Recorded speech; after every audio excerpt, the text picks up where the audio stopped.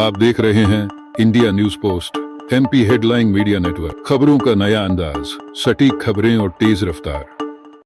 सिवनी जिले में साइबर अपराधों से बचाव और जागरूकता बढ़ाने के लिए सिवनी पुलिस और स्टेट बैंक द्वारा एक अनूठी पहल की गई है।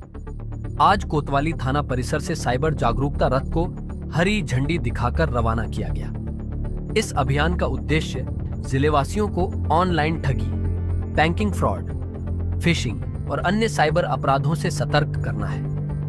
कोतवाली पुलिस और स्टेट बैंक सिवनी के सहयोग से इस रथ को रवाना किया गया है, जो जिले के विभिन्न स्थानों पर जाकर लोगों को साइबर सुरक्षा के प्रति जागरूक करेगा। इस अवसर पर पुलिस अधिकारियों और बैंक अधिकारियों ने साइबर अपराधों से बचने के उपायों की जानकारी दी। इस दौरान सीएसपी पूजा पांडे ने बताया, इस अभियान का उद्देश्य लोगों को साइबर सुरक्षा के प्रति सतर्क बनाना है।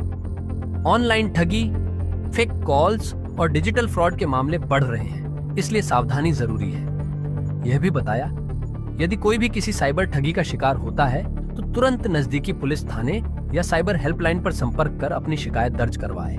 वहीं Seoni state bank main branch के ब्रांच मैनेजर नरेंद्र सिंह यादव ने बताया कि साइबर सुरक्षा जागरूकता अभियान की यह पहल निश्चित रूप से जिलेवासियों को साइबर अपराधों से सतर्क रहने में मदद करेगी।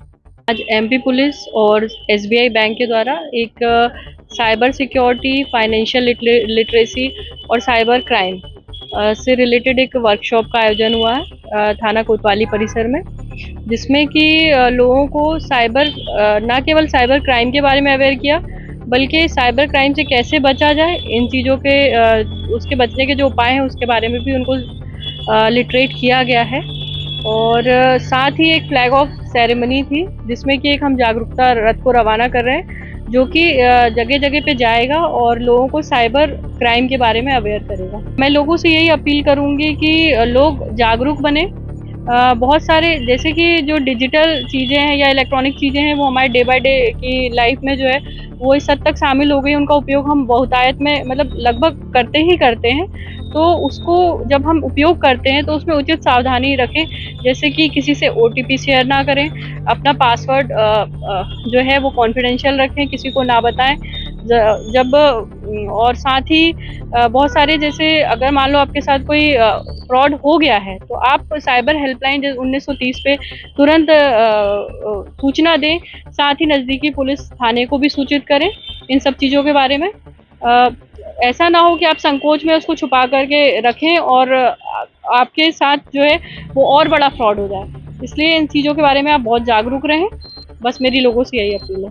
सर, ये एक जो डिजिटल फ्रॉड जो बढ़ रहे हैं हमारे देश में, उसके लिए प्रति जागरूकता के लिए मध्य प्रदेश और छत्तीसगढ़ में भारतीय state bank Madhya Pradesh police के साथ सहयोग से एक जागरूकता अभियान चलाया जा रहा है, जिसके माध्यम से हम हर जिले में लोगों को जागरूक करने का प्रयास कर रहे हैं कि किस तरीके से हम आज के इस बढ़ते टेक्नोलॉजी के युग में किस तरीके से जो फ्रॉड हो रहे हैं, ऑनलाइन फ्रॉड हो रहे हैं, डिजिटल फ्रॉड हो रहे हैं, उनसे हम किस तरीके से बचाव कर सकते हैं। जनरली जो फ्रॉड होते हैं वो सिम क्लोनिंग, हम सब लोग जानते हैं कि सिम बदल दिया या एटीएम कार्ड स्वैप कर दिया, एटीएम का पिन चोरी हो गया, ओटीपी चोरी हो गया, या आजकल एक नया डिजिटल अरेस्ट जो एक बहुत ही कॉमन शब्द हो गया है कि किसी ने आपको ये बोला कि आपके खिलाफ ये ड्रग्स बरामद हुई है, आपके पार्सल में ये चीज़, आपके नाम से पार्सल बुक था जिसमें हमें अवैध हथियार या अवैध सामग्री मिली है, तो आपको अब हम बंधक बना रहे हैं, और उसके एवज में लोगों से काफ़ी सारे पैसे वसूल किए जाते हैं। सिवनी में भी ये क्राइम थोड़ा सा बढ़ रहा है। इस क्राइम में नंबर 1 अभी जो देश की हम एक डेटा हमने देखा था